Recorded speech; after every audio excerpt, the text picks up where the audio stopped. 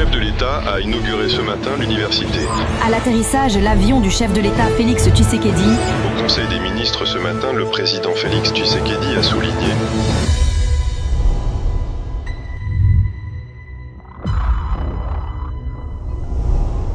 Le développement du Kwilu, l'une des 26 provinces de la République démocratique du Congo, était au cœur des préoccupations. Le président de la République, Félix-Antoine Tshisekedi Tshilombo, a présidé à Bandundu-Ville la 84e réunion ordinaire du Conseil des ministres et la 13e conférence des gouverneurs des provinces. Le renforcement du rôle de l'autorité coutumière en tant que gage de la stabilité, du développement et de la cohésion des communautés en République démocratique du Congo a constitué les thèmes principaux du Forum national des affaires coutumières organisé à Kinshasa sous le haut patronage du président de la République.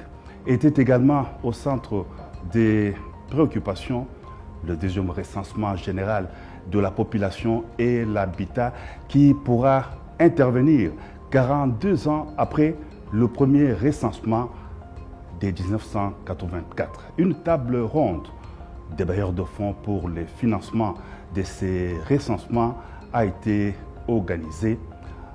Henri-Marie Kazadi Mutombo, coordonnateur du bureau du recensement, va nous en dire davantage. Il est l'invité du mois du président. Il sera reçu par Blandine Zovo. Et puis la République démocratique du Congo, grand pays francophone, compte briguer le poste de secrétaire général de l'Organisation internationale de la francophonie.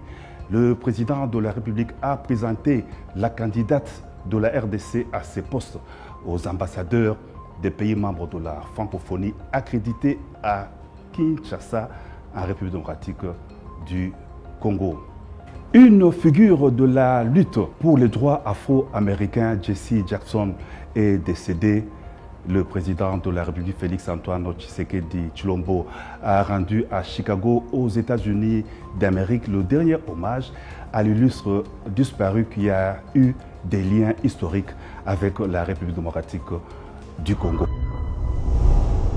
Voilà pour les grands titres du magazine Le mois du président de la République, le mois de mars 2026. Madame, Messieurs, bienvenue à tous.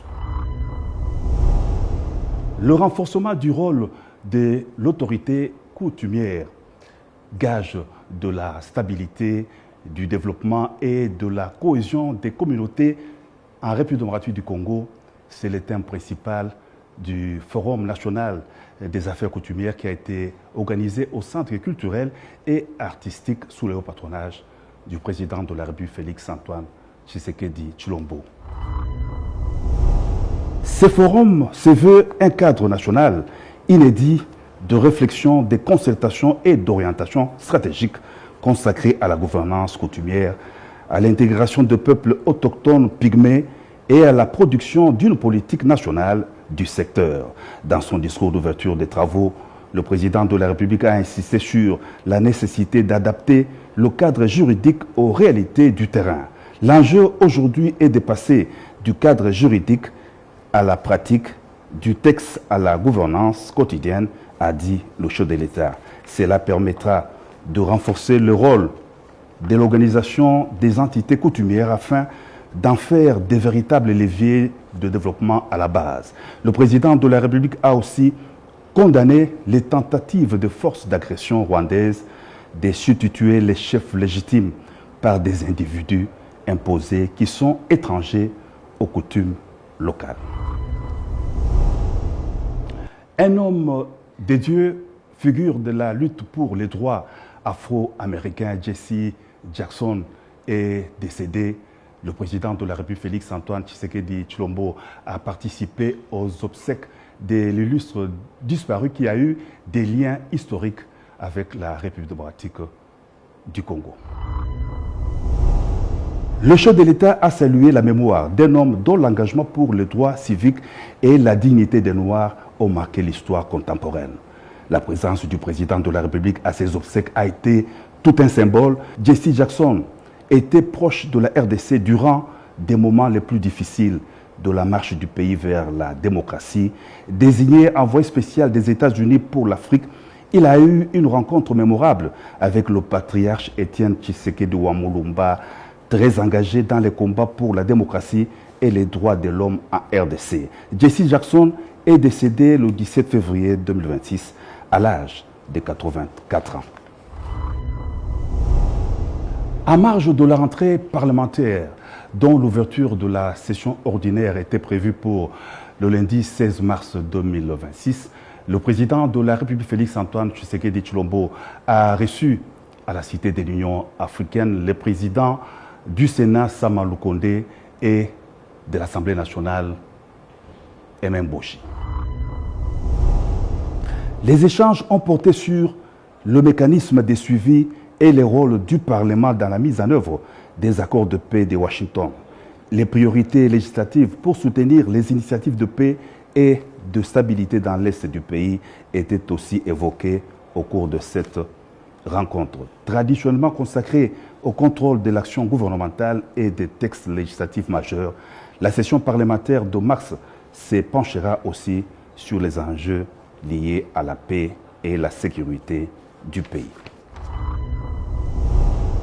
Les ambassadeurs de pays membres de la francophonie accrédités à Kinshasa en République démocratique du Congo étaient au mois de mars les hôtes du président de la République, Félix-Antoine Tshisekedi Tshilombo, qui les a reçus à la Cité de l'Union africaine.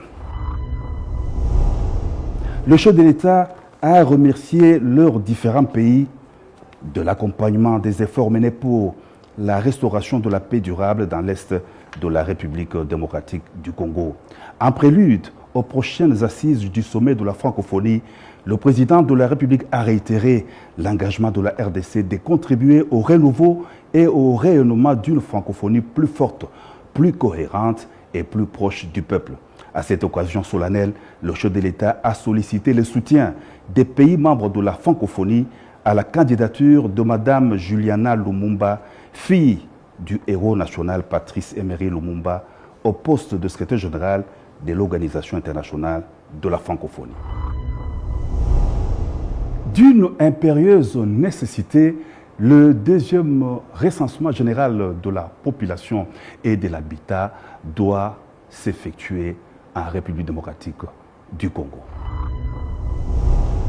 C'est dans cette optique que la table ronde de bailleurs de fonds pour le financement de ces recensements s'est tenue sous le haut patronage du président de la République Félix-Antoine Tshisekedi Tshilombo, organisée par le ministère du Plan et de la coordination de l'aide au développement. L'initiative intervient 42 ans après le premier recensement général de 1984 et dans un contexte marqué par une progression rapide de la population congolaise, passée de 30 millions à près de 112,8 millions d'habitants à ce jour. Dans ce contexte, continuer à planifier sans données démographiques complètes, fiables et actualisées reviendrait à gouverner sans visibilité et donc à affaiblir la capacité de l'État à répondre avec justesse aux attentes de la population, a notamment souligné le président de la République. Nous l'avons dit, Henri-Marie Kazadi Mutombo est l'invité du mois du président. Nous l'avons bien sûr souligné, il va nous parler davantage de ce recensement. Il est bien sûr reçu par Blandine Zovo. La République démocratique du Congo, pays de Félix-Antoine Tshisekedi Tshilombo, s'apprête à franchir une étape décisive de son histoire démographique et de sa planification nationale. Après plusieurs décennies, le pays va enfin relancer le vaste chantier du recensement général de la population et de l'habitat, une opération stratégique au cœur des politiques publiques qui devra fournir des données fiables pour mieux gouverner, mieux planifier et mieux répondre aux besoins des Congolais. La question était au centre d'une table ronde des bailleurs de fonds organisée le 23 mars dernier par le ministère du Plan en collaboration avec l'UNFPA, le Fonds des Nations Unies pour la population. Et pour en parler, nous recevons pour vous sur ce plateau Monsieur Henri-Marie Kazadi Mutombo. Il est le coordonnateur national du Bureau central du recensement, BCR en sigle. Monsieur Henri Mutombo, merci de nous d'accepter notre invitation et bienvenue sur ce plateau. Merci Madame Blandine pour cette invitation. Merci. La première question, c'est quoi le BCR? Quel est le rôle que vous jouez au sein de la République? Les BCR, c'est les sigles du Bureau central du recensement, qui est un organe technique et spécialisé qui a été créé par arrêté au sein de l'Institut national de la statistique, avec comme mission principale réaliser le deuxième recensement général de la population et de l'habitat. Et ce projet a été matérialisé par la mise en place de la coordination technique depuis 2012. Donc jusqu'à aujourd'hui, nous sommes plongés dans les préparatifs et réalisations de ce grand projet qui est le recensement général de la population et de l'habitat, la deuxième série après celle de 1984. Donc, celle de 1984 réalisée 42 ans après, donc nous le disons, 42 ans après, et vous voulez actuellement maintenant organiser un deuxième recensement après 42 ans. Alors, pourquoi le recensement est-il si important pour un pays comme la République démocratique du Congo? Merci Madame pour cette préoccupation. Le recensement est une opération vraiment importante pour tous les pays du monde. Et comme vous le savez, historiquement, on a parlé même du recensement dans la Bible. Donc déjà vers l'époque de la naissance de Jésus-Christ, on parlait d'un recensement. Donc la préoccupation de savoir combien de gens on gère et comment répondre à leurs préoccupations a toujours été au cœur des gestionnaires. Donc, dans notre cas, le gouvernement a besoin de réaliser ce recensement pour déjà savoir combien de Congolais et combien de populations il y a en République démocratique du Congo. Et comment cette population s'est répartie sur l'ensemble du territoire national et comment elle est répartie entre hommes et femmes et comment cette population également est répartie selon le groupe d'âge. Ces informations sont nécessaires pour garantir une planification efficace de développement et bien sûr assurer une intervention bien ciblée de l'État en termes de projets ou programmes de développement. Donc, pour qu'on soit en mesure, par exemple, de savoir combien d'écoles il nous faut, nous devons savoir en amont combien d'enfants sont en mesure d'aller à l'école. Tout à fait. Et dans quelle partie du pays les besoins d'école s'expriment le plus parce que il y a des enfants, mais il n'existe pas d'école. Ou il y a des écoles, mais pas en quantité suffisante pour pouvoir répondre à ces besoins. Donc, le recensement vient avec toutes ces informations en amont pour permettre aux dirigeants, au gouvernement, de bien asseoir les plans de développement. Et bien sûr, de bien canaliser et bien orienter les interventions en termes d'investissement sur les terrains. Alors, monsieur le coordonnateur, dites-nous où en sommes-nous actuellement avec le processus de recensement? Qu'est-ce qui a été déjà fait et qu'est-ce qui reste à faire? Oui, en termes d'état d'avancement, nous rappelons déjà que le processus lui-même est réalisé sur 4 phases principales. Il s'agit de la première phase qu'on appelle la phase préliminaire. Dans cette phase, l'essentiel a déjà été fait parce qu'il s'agit de mettre en place les organes et structures de pilotage, de valider les documents de projet, de valider le chronogramme ainsi que les budgets. Cette étape a déjà été bouclée depuis. Nous sommes présentement dans la deuxième phase qu'on appelle la phase préparatoire qui a comme activité principale la cartographie censitaire. Et dans cette phase, nous réalisons également les dénombrements pilotes qui est l'étape test de la grande phase, qui est la troisième phase, qu'on appelle le dénombrement général de la population.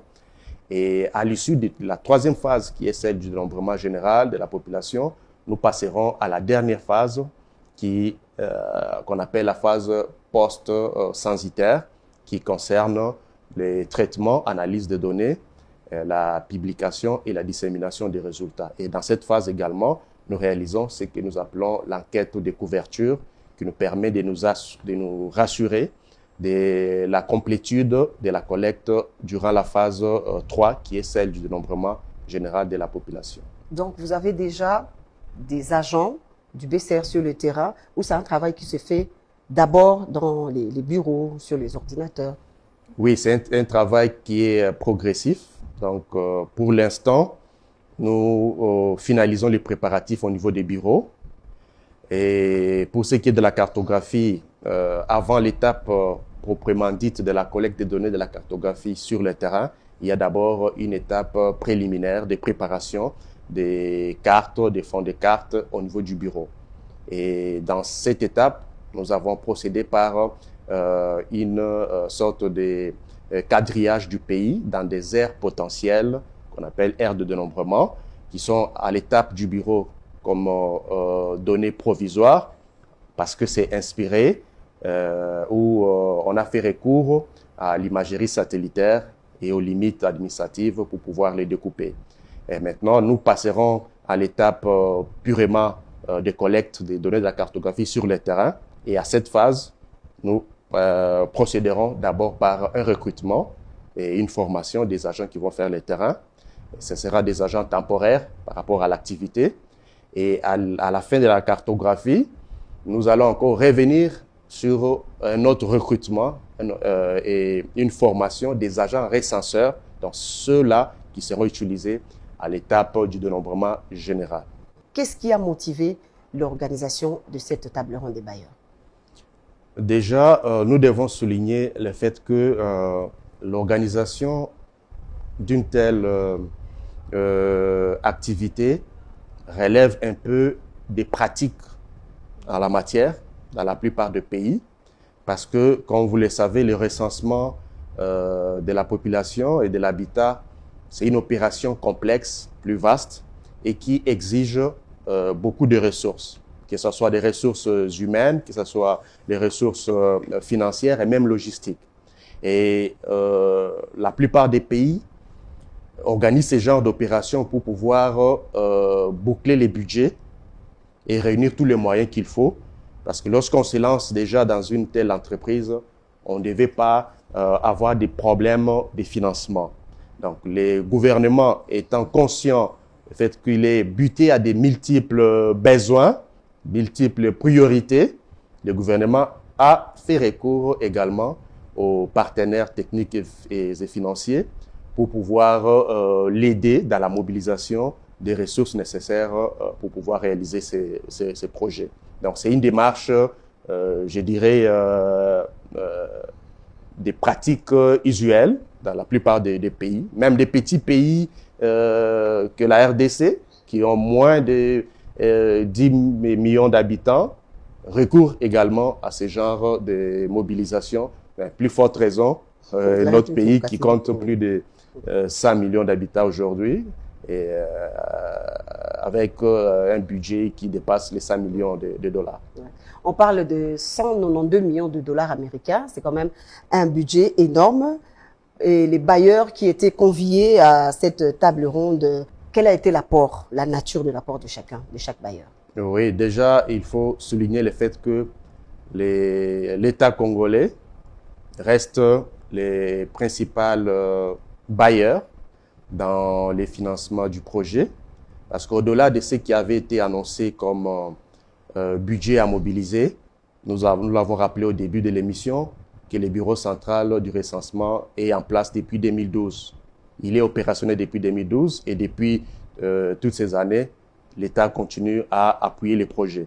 Donc, l'État congolais reste les partenaires ou les bailleurs principaux.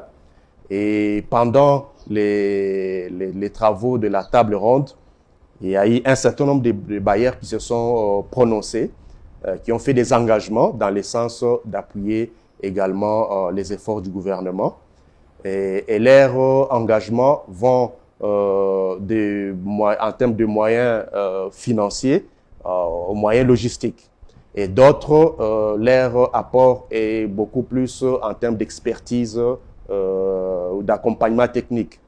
Donc ici, nous allons citer le cas de la Banque mondiale qui a annoncé d'accompagner le gouvernement en termes d'appui financier, mais également, en dehors de cet appui qui avait été annoncé, dans les années passées, la Banque mondiale a appuyé les projets en termes d'appui logistique. Un certain nombre de motos avaient déjà été achetés aussi par la Banque mondiale, aussi bien par la Banque africaine de développement qui s'est également engagée lors de la table ronde d'appuyer financièrement les projets. Et parmi aussi les intervenants, nous avons eu l'ambassadeur de la Côte d'Ivoire qui a annoncé un appui logistique en termes de tablettes. 3000 tablettes devaient être transférées en RDC pour appuyer l'étape de la cartographie. Et il y a également d'autres partenaires comme ceux faisant partie du système des Nations Unies qui ont annoncé également une contribution financière. Et parmi eux, nous avons UNFPA qui a toujours apporté l'appui technique et même financier au niveau du Bureau central du recensement en nous dotant d'un certain nombre d'experts selon les matières où les besoins sont exprimés. On a beaucoup parlé de l'UNFPA. Quel est le rôle que cet organisme des Nations Unies va jouer au sein du BCR, enfin, pour le processus de recensement à RDC? Oui, au-delà de l'appui technique et financier que UNFPA apporte au recensement, qui est également un appui généralement apporté dans la plupart des pays, UNFPA est chargé de gérer le panier commun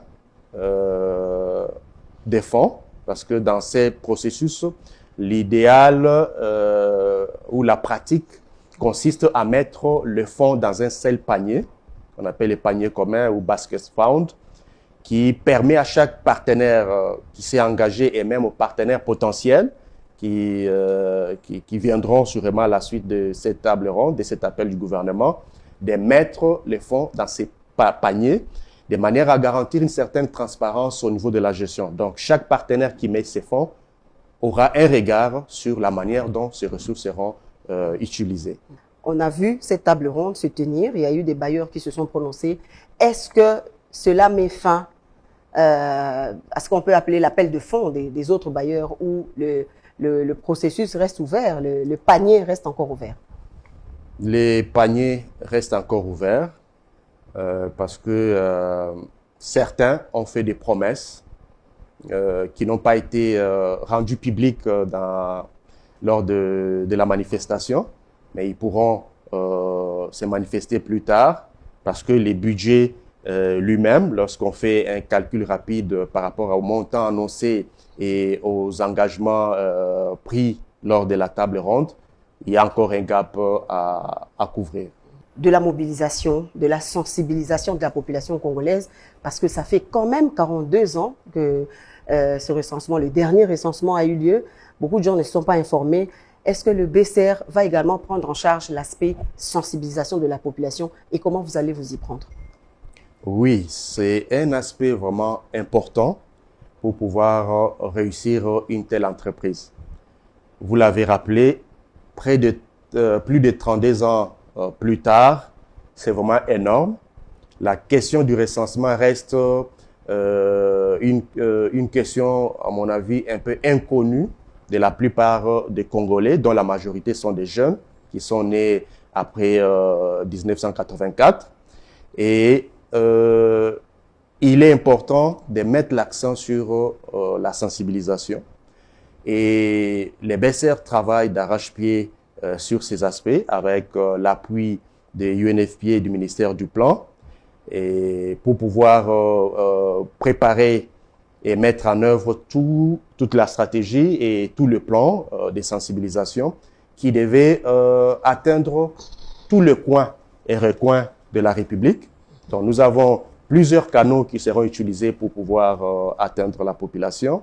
Et même, il faut aussi rappeler que les agents qui vont être recrutés, formés pour la collecte de données sur le terrain, devaient être recrutés dans leur milieu de résidence habituel. Ce qui fait que leur recrutement participera également à la sensibilisation parce qu'ils seront eux-mêmes agents et même en même temps en train de sensibiliser la population de leur milieu. Donc, ce qu'on appelle des relais communautaires. Au-delà de relais communautaires qui seront aussi des locaux, il y a vraiment la population qui fera la collecte, à qui nous allons donner des équipements, des collectes, donc, parce que c'est un recensement numérique, on l'a peut-être pas dit au début, donc c'est un recensement purement numérique, donc nous allons utiliser les outils digitaux pour pouvoir collecter les données.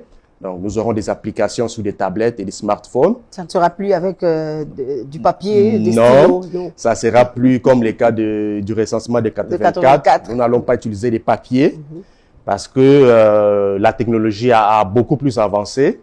Et aujourd'hui, nous devons être à mesure de publier rapidement les résultats du recensement, en même temps garantir la qualité des données. Parce qu'en utilisant les applications de collecte, nous avons déjà des contrôles internes insérés dans ces programmes qui nous permettent déjà de vérifier la qualité des données.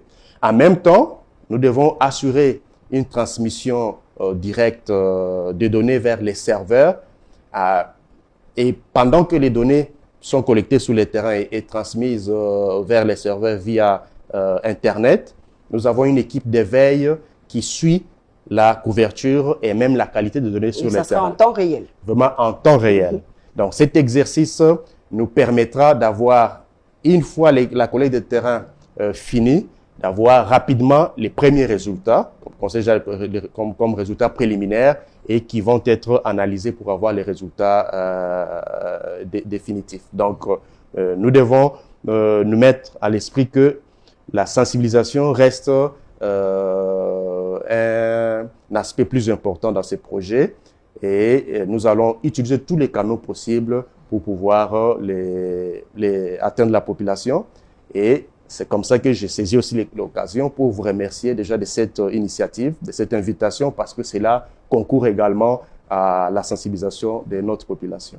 Le recensement, la matière est tellement vaste, on ne saura peut-être pas tout épuiser aujourd'hui. C'est une émission de quelques minutes. Monsieur le coordonnateur, peut-être vous avez un dernier mot, des remerciements à l'égard des uns des autres. Vous avez les derniers mots. Oui, nous tenons déjà à remercier le gouvernement comme premier bailleur pour son accompagnement. Nous remercions également tous les partenaires techniques et financiers qui se sont prononcés et les potentiels à venir appuyer les processus. Et à notre population, nous leur disons que bientôt, nous serons dans leur parcelle, dans leur maison, qu'ils puissent nous accueillir nos agents qui seront déployés sur le terrain, qui seront bien sûr leurs enfants, leurs frères, parce que la collecte se fera localement, le recrutement se fera localement et par les enfants du milieu, de manière à garantir aussi bien la qualité des résultats de ces processus tant attendus par tous les Congolais. Monsieur Henri-Marie Kazadi-Mutombo, nous vous disons merci. Je rappelle que vous êtes le coordonnateur du bureau central de recensement. Vous avez été notre invité. Merci également à vous qui nous avez suivis. Cette tranche invitée prend fin aujourd'hui. Prenez rendez-vous pour d'autres invités. À la prochaine. Merci.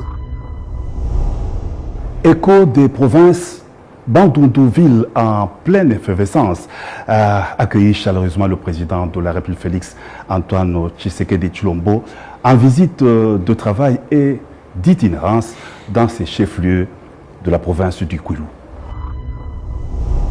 Une grande première, Bandundu-Ville a été choisie pour la tenue de la 13e conférence des gouverneurs de 26 provinces de la RDC sous le haut patronage du chef de l'État.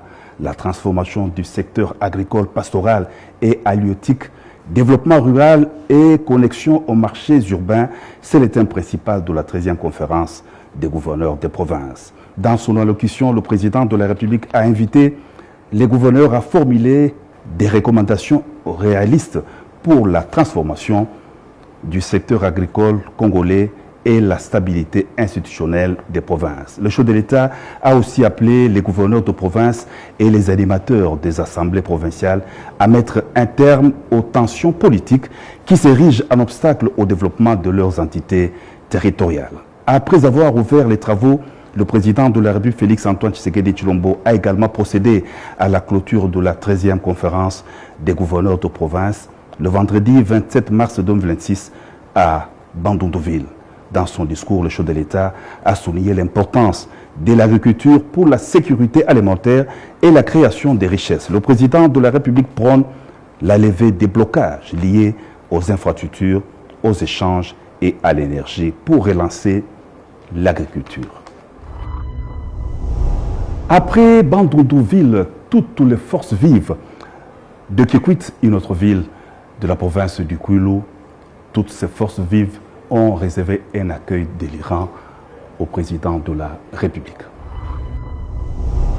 Sur place, le chef de l'État a procédé au lancement de la cabine centrale de Kikwit au lendemain de l'inauguration de la centrale hydroélectrique de Kakobola. Le président de la République était accompagné de la première ministre Judith Suminwa et du vice-premier ministre, ministre du budget Adolphe Muzito. La centrale constitue un maillon essentiel dans la distribution du courant électrique qui dessert l'ensemble de la ville de Kikwit, plongée dans les noirs depuis des lustres. Il s'agit d'un projet structurant attendu de longues années par la population du Kwilu. À Kikwit, le président de la République a aussi inauguré des infrastructures modernes de la 11e région militaire en lieu et place d'anciens bâtiments datant de l'époque coloniale. Les FRDC au Kwilu viennent d'être dotés d'un état-major entièrement équipé de bureaux administratifs flambant neufs, un auditoire militaire et un mess des officiers. Il faudra ajouter à ces réalisations l'hôpital militaire général de référence nouvellement érigé dans le fief du patriarche Antoine Gizenga, une infrastructure ultra moderne également inaugurée par le président de la République durant son séjour à Kikwit. Et voilà, Bandundu-Ville aura été durant toute une semaine la capitale temporaire du pays avec la présence sur place des chefs des institutions de la République. Outre la 13e conférence des gouverneurs de province, le chef-lieu de la province du Kwilu a abrité le vendredi 27 mars 2026 la 84e réunion ordinaire du Conseil des ministres présidé par le chef de l'État Félix-Antoine Tshisekedi Tshilombo. Il s'agit d'une importante réunion à laquelle ont pris part Madame la Première ministre Judith Suminwa et tous les membres du gouvernement présents au pays. Le compte rendu de cette réunion a été fait par le porte-parole du gouvernement Patrick Mouyaya, ministre de la Communication et Médias. Voilà, Madame, Monsieur, c'est par cette visite de travail du président de la République Félix-Antoine Tshisekedi Tshilombo dans la province du Kwilu que nous mettons un terme à cette émission. Merci d'avoir suivi le mois du président, le mois de mars 2026 et à la prochaine occasion. Le chef de l'État a inauguré ce matin l'université. À l'atterrissage, l'avion du chef de l'État Félix Tshisekedi. Au Conseil des ministres ce matin, le président Félix Tshisekedi a souligné